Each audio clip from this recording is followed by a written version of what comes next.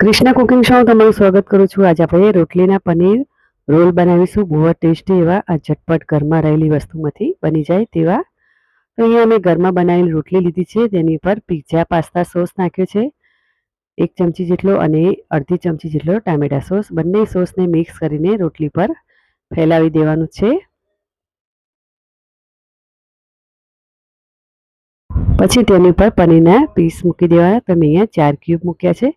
તમે સીધી ઊભી પટ્ટી પણ મૂકી શકો છો પનીરની, પણ મારી પાસે ટુકડા હતા એટલે મેં ટુકડા મૂકી દીધા છે। પછી તેની ઉપર કાંદાની સ્લાઇસ મૂકી દઈશું।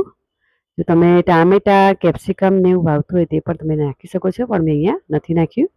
પછી તેની પર ચીલી ફ્લેક્સ નાખવાનું છે થોડું। પછી તેની પર આમચૂર પાવડર નાખીશું થોડો, જેનાથી ટેસ્ટ ખૂબ જ સરસ આવશે। તમે કોઈ દિવસ આ રીતે ટ્રાય નહીં કરી હોય, બાળકોને ખૂબ જ ભાવશે। જરૂરથી આ રીતે બનાવજો। પછી તેની પર થોડો ચાટ મસાલો છાંટી દઈશું। પછી તેની પર મોઝરેલા ચીઝ નાખીશું। જો તમને મારો આ વિડીયો ગમે તો લાઇક શેર અને સબસ્ક્રાઇબ કરજો, બેલ આઇકન દબાવજો અને કમેન્ટ કરજો। પછી તેની પર પ્રોસેસ ચીઝ અડધું છીણી લઈશું। પછી તેને રોલ બનાવી દઈશું। આ રીતે તેને ફોલ્ડ કરી દેવાનું છે। પછી અહીંયા તવી ઉપર બટર લગાવી દેવાનું છે। પછી આપણે રોટલીના રોલને મૂકી દઈશું। ગોલ્ડન બ્રાઉન ક્રિસ્પી થાય ત્યાં સુધી તેને શેકી લેવાના છે। તમે પણ આ રીતે જરૂરથી બાળકોને ખવડાવજો, ખરેખર બહુ જ ટેસ્ટી લાગશે। વધેલી રોટલી આપણે હોય તેના ઉપર આ રીતે તમે જરૂરથી ટ્રાય કરજો।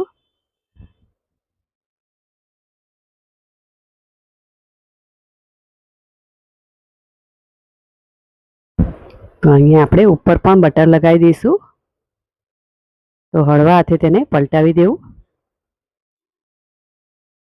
ક્રિસ્પી થાય ત્યાં સુધી તેને શેકાવા દેવાનું છે, જેથી તેનો ટેસ્ટ ખૂબ જ સરસ આવશે। તો આ રીતે બીજી સાઈડ પણ બટર લગાવી દઈશું। બંને રોલ ઉપર બટર સરખું લગાવવાનું, જેથી તે ક્રિસ્પી એકદમ થશે। અહીં તમે જોઈ શકો છો એકદમ સરસ મજાનો ગોલ્ડન બ્રાઉન કલર આવી ગયો છે। હવે તેની આજુબાજુની કિનારી પણ શેકી લઈશું, જેથી એ પણ ક્રિસ્પી થઈ જાય। તમે જોઈ શકો છો આજુબાજુની કિનારી પણ ક્રિસ્પી કરી લીધી છે મેં અહીંયા। ખૂબ જ સરસ મજાના રોલ તૈયાર થઈ ગયા છે।